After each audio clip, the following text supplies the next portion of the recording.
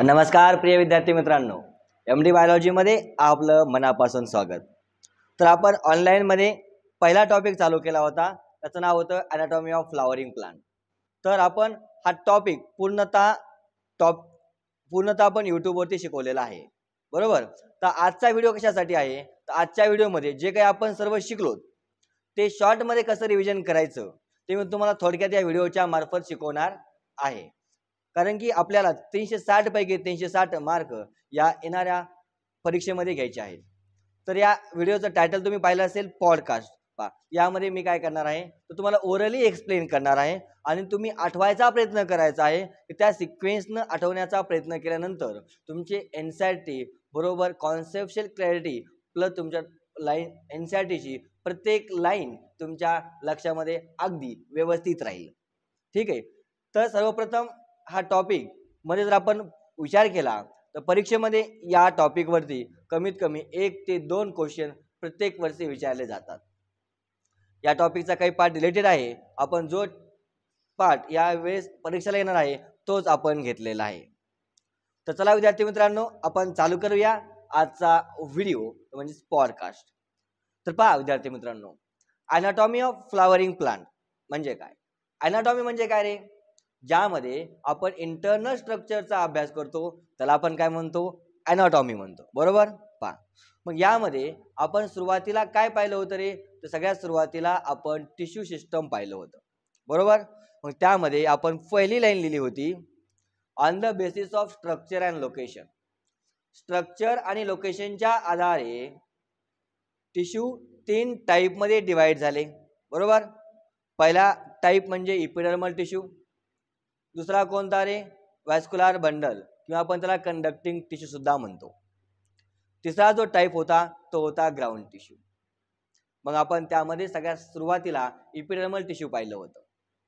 मग इपिडर्मल टिश्यूचं जर आपण लोकेशन जर पाहिलं तर कुठे कुठे प्रेझेंट असतात रे इपिडर्मल टिश्यू, तर आपल्याला माहिती आहे रूटमध्ये, स्टेममध्ये आणि लीफमध्ये जे आउटर मोस्ट लेअर आहे तो कशाने बनलेला आहे, इपिडर्मिसनं बनलेला आहे, बरोबर।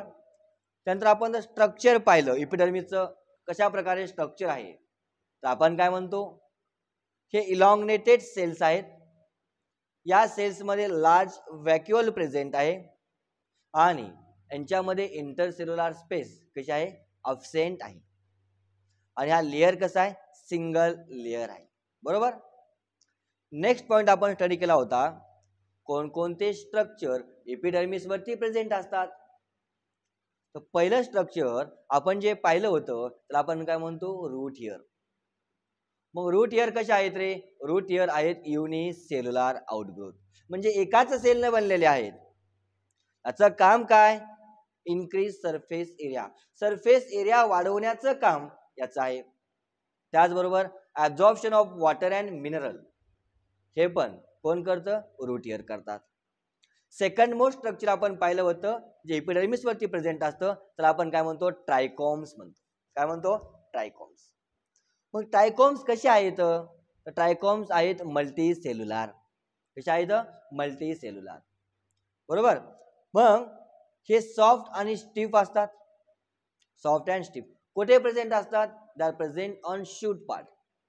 मग शूट पार्ट कोणता असतो, स्टेम आणि लीफ, जो वरचा सॉइलच्या वरचा जो काही भाग आहे प्लांटचा त्याला आपण शूट सिस्टम म्हणतो, बरोबर। यामध्ये ट्रायकोम प्रेझेंट आहेत स्टेम आणि लीफ मध्ये। मग ट्रायकोम्स कसे, दे कॅन बी ब्रांच और अनब्रांच, त्यांच्यामध्ये आपल्याला ब्रांचिंग पाहायला भेटेल किंवा नसेल सुद्धा, बरोबर, ब्रांच किंवा अनब्रांच। आपण नंतर म्हणलं they can be a secretary, ते काही सिक्रेशन करूही शकतात। आणि सर्वात महत्त्वाचं म्हणजे ट्रायकोम्स काय करतात, प्रिव्हेंट ट्रान्सपिरेशन, म्हणजे काय रे, loss of water through the leaves, पाण्याचा जो काही लॉस आहे ते लीफ मधून होऊन देणार नाही। त्यानंतर आपण जे काही स्ट्रक्चर नेक्स्ट पाहिलं ते कोणतं आहे, लेंटिकल्स। मग लेंटिकल्स म्हणजे काय, बघा लेंटिकल्स सुद्धा काय करतात रे, ट्रान्सपिरेशनला प्रिव्हेंट करतात, बरोबर। Small pores for gases exchange, ठीक आहे। नंतर आपण पाहिलं तर लेंटिकल्स काय, small pores for gases exchange साठी आहे आणि क्युटिकल स्ट्रक्चर प्रेझेंट आहे, त्याचं काम काय, प्रिव्हेंट ट्रान्सपिरेशन.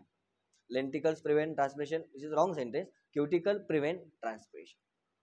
एपिडर्मिस वरती एक मोठा स्ट्रक्चर प्रेझेंट आहे, त्या स्ट्रक्चरला आपण काय म्हणतो, स्टोमॅटा म्हणतो. एक छोटंसं स्ट्रक्चर प्रेझेंट आहे, बरोबर. मग small pores present on epidermis of leaf is called stomata, बरोबर. मग स्टोमॅटाचं फंक्शन काय, stomata regulate transpiration and gases exchange, बरोबर. ही स्टोमा इज कंपोज ऑफ, प्रत्येक स्टोमा एक सेल न कंपोज झालेला आहे, तर आपण काय म्हणतो, गार्ड सेल म्हणतो. काय म्हणतो, गार्ड सेल. तर पहा विद्यार्थी मित्रांनो, एक आपण स्ट्रक्चर पाहिलं होतं स्टोमॅटाचं, बीन शेप सेल. तर एक सराउंडिंग एक सेल काढली होती, तर आपण सबसायडरी सेल म्हणतो. मग सबसायडरी सेल, गार्ड सेल आणि स्टोमॅटल पोर या तिघांना मिळून आपण काय म्हणतो, स्टोमॅटल अपॅरेटस म्हणतो, बरोबर. मग आपण एनसीईआरटी मध्ये एक लाईन लिहिलेली आहे की गार्ड सेल मध्ये काय प्रेझेंट आहे, तर गार्ड सेल मध्ये क्लोरोप्लास्ट प्रेझेंट आहे आणि त्याच्यामुळं गार्ड सेल मध्ये काय होतं, फोटोसिंथेसिस होतं. काय होतं, फोटोसिंथेसिस. सर्वात महत्वाचा पॉइंट सांगायचा राहिला, डायकॉट मध्ये जे काही गार्ड सेल आहेत ते कसे आहेत, बीन शेप. कसे आहेत, बीन शेप. आणि मोनोकॉट मध्ये जे काही गार्ड सेल आहेत ते कसे आहेत, डंबेल शेप. ओके. डायकॉट मधला स्टोमॅटा जो कसा आहे, बीन शेप आहे. मोनोकॉट मधला स्टोमॅटा कसा आहे रे, तर जो डंबेल शेप आहे. नेक्स्ट आपण त्यानंतर पाहिलं होतं नेक्स्ट व्हिडिओमध्ये व्हॅस्क्युलर बंडल, बरोबर. तर व्हॅस्क्युलर बंडल मध्ये आपण काय पाहिलं, तर पहिला जो पॉइंट आपण पाहिला तो होता रॅडियलचा, बरोबर. मग रॅडियल म्हणजे काय, की बघा, ज्यामध्ये झायलम अँड फ्लोएम वेगवेगळ्या रेडियस वरती अरेंज असतात, त्याला आपण काय म्हणतो, रॅडियल. मग आर फॉर रॅडियल आणि आर फॉर काय, रूट. नेक्स्ट पॉइंट आपण स्टडी केला होता तो म्हणजे कॉन्जाइंट म्हणजे काय, बरोबर. मग ज्यामध्ये झायलम अँड फ्लोएम एकाच रेडियस वरती अरेंज असतात, त्याला आपण काय म्हणतो, कॉन्जाइंट, बरोबर. मग हे कॉन्जाइंट कुणामध्ये पाहायला भेटतं आपल्याला, स्टेम आणि लिव्ज मध्ये.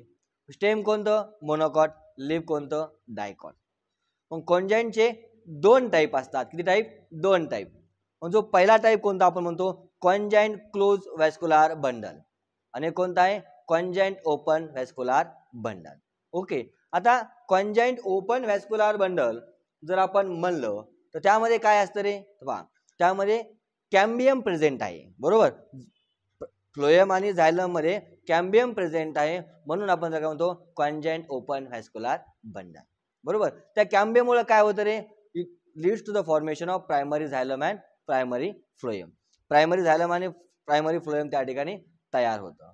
आणि ज्या ठिकाणी कॅम्बियम अब्सेंट आहे फ्लोएम आणि झायलम मध्ये, त्याला आपण काय म्हणतो, त्याला आपण काय म्हणणार, कॉन्जाइंट क्लोज व्हॅस्क्युलर बंडल.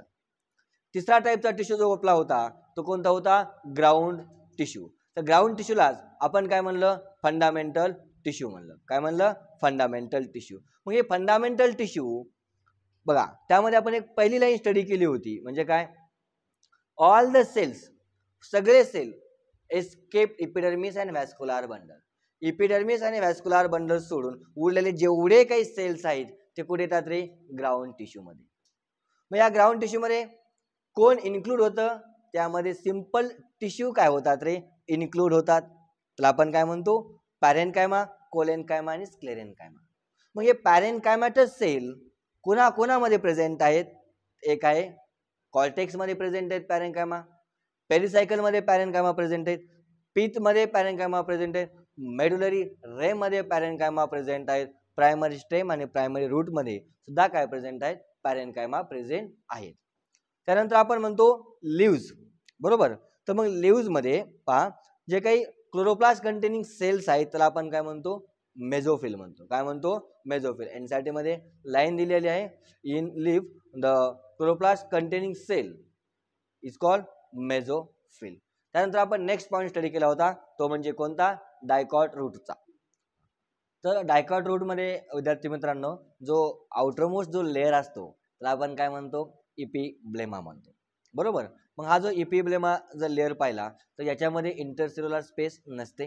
हे कशा आहेत, पॅरेनकायमॅटस. आणि सगळ्यात महत्त्वाचं म्हणजे बघा यांच्यावर काय रूट इयर्स आहेत जे काय करतात ते सरफेस एरिया इन्क्रीज करतात. त्यानंतर जो काही सेकंड स्ट्रक्चर त्यामध्ये प्रेझेंट आपण पाहिलं होतं एपिडर्मीच्या नंतर ते काय आहे कॉर्टिकल सेल. तर मग कॉर्टिकल सेल कसे आहेत रे थिन वॉल आहेत पॅरेनकायमापासून बनलेले आहेत त्याला आपण म्हणतो पॅरेनकायमॅटस आणि त्यांच्यामध्ये इंटरसेल्युलर स्पेस प्रेझेंट आहे. त्यानंतरचा आतला जो स्ट्रक्चर आपण पाहिला तर तो आहे एंडोडर्मिस. मग एंडोडर्मिस वरती काय होतं रे बघा एंडोडर्मिस वरती एक कॅप्सरियन स्ट्रीप तयार होते. काय होते कॅप्सरियन स्ट्रीप सबोरिन मटेरियल जे वॅक्सी डिपॉझिशन न काय होते कॅप्सरियन स्ट्रीप तयार होते.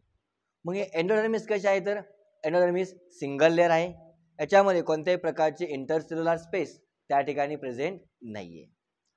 एंडोडर्मिस नंतर जो काही लेअर आहे तर आपण काय म्हणतो पेरिसायकल. पेरिसायकल थिक वॉल आहे आणि त्या पेरिसायकल पासून काय डेव्हलप होतं पहा पेरिसायकल पासून डेव्हलप होतात लॅटरल रूट व्हॅस्क्युलर कॅम्बियम आणि कॉर कॅम्बियम. त्यानंतर आपण जर व्हॅस्क्युलर बंडलची अरेंजमेंट जर पाहिली तर ती कशी आहे radial and exarch condition. Next point आपण पाहतो कॉन्जेक्टिव्ह टिश्यू म्हणजे हे काय पहा the tissue present between vascular bundle. Vascular बंडलमध्ये जे काही टिश्यू प्रेझेंट आहेत पॅरेनकायमॅटस त्याला आपण काय म्हणतो कॉन्जेक्टिव्ह टिश्यू म्हणतो. नेक्स्ट काय इनरमोस्ट स्ट्रक्चर आतमध्ये पीथ प्रेझेंट आहे आणि व्हॅस्क्युलर बंडल डायकॉट रूटमध्ये किती असतात 2 ते 6.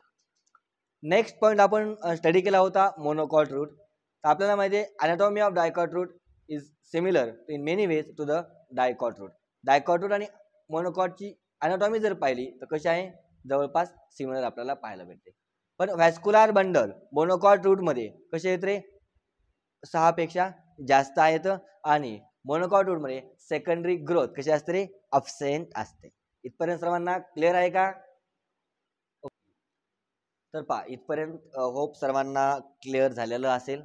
आता नेक्स्ट पार्ट या व्हिडिओचा आहे डायकॉट स्टेम पासून. तर डायकॉट लिप 2च पॉईंट राहिलेत जास्त वेळ घेणार नाही 20 मिनिटांमध्ये तुमचं हा पूर्ण चॅप्टर ओरली रिवाइज मी करून देईल. ओके अशा प्रकारे जर तुम्ही विद्यार्थी मित्रांनो रिव्हिजन जर केलं तर नक्कीच तुम्हाला नीटमध्ये 360 पैकी 360 मार्क यायला अजिबात काळजी करावी तुम्हाला लागणार नाही. तर पहा डायकॉट स्टेम मधले जर आपण पाहिलं जे आउटरमोस्ट स्ट्रक्चर असतो त्याला आपण काय म्हणतो इपिडर्मिस म्हणतो बरोबर. मग इपिडर्मिस कसं आहे रे इपिडर्मिस आहे सिंगल लेअर बरोबर. त्यानंतर आपण काय म्हणतो फ्यूज टोमॅटा इपिडर्मिस मध्ये प्रेझेंट आहे आणि क्युटिकल्स अँड ट्रायकोम ते सुद्धा त्यामध्ये प्रेझेंट असू शकतात. इपिडर्मिस नंतरचा जो काही नेक्स्ट लेअर आहे त्याला आपण म्हणतो हायपोडर्मिस आणि हा जो काही हायपोडर्मिस आहे हा कशापासून बनलेला आहे हा बनलेला आहे कोलेन कायमापासून. मग आपण काय म्हणतो कोलेन कायमॅटस. याचे लेअर कसे आहेत फ्यू लेअर्स आहेत आणि it can be a photosynthetic म्हणजे फोटोसिंथेसिस हा करू शकतो. आणि त्याचबरोबर हा हायपोडर्मिस काय करतो रे मेकॅनिकल सपोर्ट किंवा मेकॅनिकल स्ट्रेंथ प्रोव्हाइड करतो कुणाला यंग स्टेमला. हायपोडर्मिसच्या खाली जो काही लेअर आहे त्याला आपण म्हणतो कॉर्टिकल सेल किंवा कॉर्टेक्स. हे कॉर्टेक्स कशापासून बनलेला आहे तर हायपोडर्मिस कॉर्टेक्स आणि एंडोडर्मिस. तर हायपोडर्मिस कोलेन कायमॅटस आहे कॉर्टेक्स आणि एंडोडर्मिस कसं आहे पॅरेन कायमॅटस आहे. मग आपण त्याच्या खालचा जर लेअर पाहिला तर तो कोणता आहे एंडोडर्मिस. कोणता लेअर आहे एंडोडर्मिस. मग एंडोडर्मिस जर तुम्ही पाहिलं तर ते कसं आहे रे राउंडेड आहे थिन वॉल आहे आणि कॉन्सिफिकस इंटरसेल्युलर स्पेस त्या ठिकाणी आपल्याला पाहायला भेटते. मग एंडोडर्मिस मध्ये बघा त्यामध्ये काय स्टार्च स्टोर रिच आहे रिच इन स्टार्च स्टोर मग त्यामुळे त्याला आपण रेफर ॲज काय म्हणतो स्टार्च सीट म्हणतो. ओके तर मग त्यानंतरचं जे काही स्ट्रक्चर त्यामध्ये प्रेझेंट आहे ते पेरिसायकल. मग inner side to the endodermis and above the phloem याच्यामध्ये जे स्ट्रक्चर प्रेझेंट आहे त्याला आपण म्हणतो पेरिसायकल. ओके तर पहा तर पेरिसायकल कसं आहे रे पेरिसायकल आहे स्क्लेरेन कायमॅटस कसं आहे स्क्लेरेन कायमॅटस आणि सेमिलुनार पॅचेस म्हणजे हाफ मध्ये तयार होतं बरोबर. तुम्हाला मी एक्सप्लेन केलं होतं सेमिलुनार पॅचेस म्हणजे नेमकं कसं. त्यानंतर आपण पाहतो मेडुलरी रेज प्रेझेंट आहेत व्हॅस्क्युलर बंडलमध्ये. व्हॅस्क्युलर बंडलमध्ये जे काही पॅरेनकायमॅटस सेल प्रेझेंट आहेत त्याला आपण काय म्हणतो मेडुलरी रेज म्हणतो. ओके आपण जर व्हॅस्क्युलर बंडलची अरेंजमेंट जर पाहिली तर कशी रॅडियल आहे एक्झार्ज ओपन आणि एक्झार्ज रॅडियल ओपन आणि एंडाज कंडिशन आपल्याला त्या ठिकाणी पाहायला भेटते. जर आपण डायकॉट स्टेमचा पीच जर पाहिला तर आपण काय म्हणतो लार्ज नंबर ऑफ काही ठिकाणी large number of rounded parenchymatous cells त्या ठिकाणी प्रेझेंट आहेत आणि त्यांच्यामध्ये खूप सारे इंटर सेल्युलर स्पेस प्रेझेंट आहे. मग त्या सर्वांना मिळून आपण काय म्हणतो, पीत म्हणतो. यानंतरचा जो आपला पॉईंट आहे तो कोणता आहे, मोनोकॉट रूट. तर मोनोकॉट रूटमध्ये आपण जसं डायकॉट रूटमध्ये आउटर लेअर पाहिला तसाच आपण मोनोकॉटमध्ये पाहतो. तर मोनोकॉटमधला जो आउटर लेअर आहे एपिडर्मिस, तो कशाने बनलेला आहे, पॅरेनकायमापासून. मोनोकॉटमधला नेक्स्ट लेअर जो आहे हायपोडर्मिस, तर यामध्ये तो स्क्लेरेनकायमापासून बनलेला आहे, त्या ठिकाणी तो कोलेनकायमापासून बनलेला होता. जर वॅस्क्युलर बंडल जर आपण पाहिले तर कसे आहेत, कॉन्जाइंट क्लोज आहेत आणि large number of vascular bundles are present, scattered फॉर्ममध्ये प्रेझेंट असतात आणि हे वॅस्क्युलर बंडलला सराउंड केलेलं असतं कशानं, स्क्लेरेनकायमॅटस बंडल्सनं. आणि लार्ज कॉन्सिफिकस पॅरेनकायमॅटस सेल तर आपण काय म्हणतो, बंडल, त्याला आपण म्हणतो ग्राउंड टिश्यू म्हणतो. काय म्हणतो, ग्राउंड टिश्यू म्हणणार. पहा मग सराउंड कशाने केलेलं आहे की स्क्लेरेनकायमॅटस बंडलशीथ अँड लार्ज कॉन्सिफिकस पॅरेनकायमॅटस ग्राउंड टिश्यू. तर त्यानंतर आपण पाहतो जे पेरिफरल व्हॅस्क्युलर बंडल्स आहेत त्या generally smaller. Peripheral vascular bundle कसे आहेत, छोटे आहेत आणि आतमधले कसे आहेत, मोठे व्हॅस्क्युलर बंडल त्या ठिकाणी प्रेझेंट आहे. हा महत्त्वाचा पॉईंट त्यामध्ये. आता आपण चॅप्टरच्या एंडपर्यंत आलेलो आहोत, तर थोडंसं वेट करा 2 मिनिटं. तर पहा डायकॉट लिफ आपण पाहणार आहोत. तर आपण vertical section of dicot leaf जर पाहिलं थ्रू लॅमिनामधून तर आपल्याला 3 पार्ट दिसतात. Outer most part is called epidermis, नंतर आहे मेझोफिल आणि नंतर आहे बंडलशीथ सेल्स. काय आहे, बंडलशीथ सेल्स. बरोबर. मग जे काय इपिडर्मिस आहे बा, epidermis covers both the surface, दोन्ही सरफेसनं इपिडर्मिस कव्हर करतो. Upper surface is called adaxial epidermis, lower surface is called abaxial epidermis. यांच्यामध्ये कॉन्सेपिकस क्युटिकल प्रेझेंट आहे. कॉन्सेपिकस म्हणजे इझिली सीन म्हणतो आपण, बरोबर. आणि त्यानंतर आपण एक म्हणतो अबॅक्झियल सरफेसला म्हणजे खालच्या सरफेसला स्टोमॅटा या ठिकाणी कसं आहे, जास्त आहे. नेक्स्ट स्ट्रक्चर आपण पाहिलं होतं मेझोफिल, आणि मेझोफिलमध्ये आपण काय म्हणतो, मेझोफिल कुठे प्रेझेंट आहे, तर mesophyll is present between upper surface and lower surface. म्हणजे अरॅक्झियल इपिडर्मिस आणि अबॅक्झियल इपिडर्मिसमध्ये काय प्रेझेंट आहे, मेझोफिल प्रेझेंट आहे. मेझोफिलमध्ये काय प्रेझेंट आहे, तो क्लोरोप्लास्ट प्रेझेंट आहे. त्यामुळे ते काय करतात रे, फोटोसिंथेसिस कॅरी आउट करतात. मेझोफिलमध्ये 2 प्रकारचे सेल्स असतात. एकाला आपण म्हणतो पॅरासाइट पॅरेनकायमा, एकाला आपण म्हणतो स्पॉन्जी पॅरेनकायमा. पॅरासाइट पॅरेनकायमा कसे आहेत रे, दे आर अरॅक्झियली. अरॅक्झियली म्हणजे काय, वरच्या साईडला अरेंज आहेत, इपिडर्मल साईडला काय ते अरेंज आहेत, इलॉंगेटेड सेल्स आहेत, बरोबर. आणि त्यांचं अरेंजमेंट जर पाहिली तर व्हर्टिकल आणि पॅरलर त्यांचे कसे अरेंजमेंट आहेत. स्पॉन्जी पॅरेनकायमा पॅरासाइट पॅरेनकायमाच्या खाली आहेत, त्यांचा आकार ओव्हल आणि राउंडेड शेप आहे. जर आपण व्हॅस्क्युलर बंडल पाहिलं, काय पाहिलं, व्हॅस्क्युलर बंडल, तर त्याच्यामध्ये व्हॅस्क्युलर सिस्टममध्ये काय इन्क्लूड आहे, तर व्हॅस्क्युलर बंडल्स आहेत आणि यांची साईज कशावर डिपेंड करते, डिपेंड्स ऑन वेन्स अँड मिडरीमध्ये. ओके, हां, एवढे सर्व पॉईंट डायकॉट लिफमध्ये. तर नेक्स्ट छोटासा पॉईंट आहे तो म्हणजे कोणता, मोनोकॉट लिव्ज. आपण लगेच डिस्कस करूया. तसं डायकॉट लिफमध्ये दोन्ही साईडला स्टोमॅटा प्रेझेंट आहे, बरोबर. तर त्याने काय म्हणले, अबॅक्झियल सरफेसला मोर स्टोमॅटा आहे कुणामध्ये, डायकॉट लिफमध्ये. पण जर तुम्ही आयसोवायटल लिफ पाहिलं म्हणजेच कोणतं, मोनोकॉट लिफ जर पाहिलं तर तुम्हाला जो काही स्टोमॅटा आहे तो दोन्ही सरफेसला पाहायला भेटेल. हा त्यातला मेन डिफरन्शिएशन पॉईंट. डायकॉट लिफमध्ये काय आहे, तर मेझोफिलचं डिफरन्शिएशन झालंय पॅरासाइट आणि स्पॉन्जी पॅरेनकायमामध्ये, परंतु मोनोकॉट लिफमध्ये अशा प्रकारचं डिफरन्शिएशन आपल्याला पाहायला भेटत नाही. नेक्स्ट महत्त्वाचे सेल्स त्यामध्ये कोणते प्रेझेंट आहेत, विलिफॉर्म सेल्स. ज्यावेळेस पाणी येतं तेव्हा ते पाणी ॲब्झॉर्ब करतात, टर्जिड होतात, फुगतात. ज्यावेळेस पाणी लॉस होतं ते फ्लॅसिड होतात. ओके, हां, इथपर्यंत सर्वांना क्लिअर असेल. तर विद्यार्थी मित्रांनो, अशा प्रकारे आपण काय केलं रे, पूर्णतः टॉपिक अवघ्या 20 मिनिटांमध्ये रिव्हिजन केला. असं जर तुम्हाला कंटिन्युअसली पहिल्या पॉईंटपासून तर शेवटच्या पॉईंटपर्यंत सरांनी काय सांगितलं होतं, कोणत्या पॉईंट नंतर कोणता पॉईंट सरांनी घेतला होता, असं तुम्हाला जर सिक्वेन्शनली जर आठवत गेलं तर तुम्हाला 360 पैकी 360 मार्क घ्यायला कुणीही अडवू शकणार नाही. तर यासाठी अशाच प्रकारे वाचायची असते, नोट्स अशाच प्रकारे तयार करायचे असतात. आणि सर्वात महत्त्वाचं म्हणजे प्रिपरेशनला विद्यार्थी मित्रांनो टाईम लागतो, रिव्हिजनला टाईम लागता कामा नये.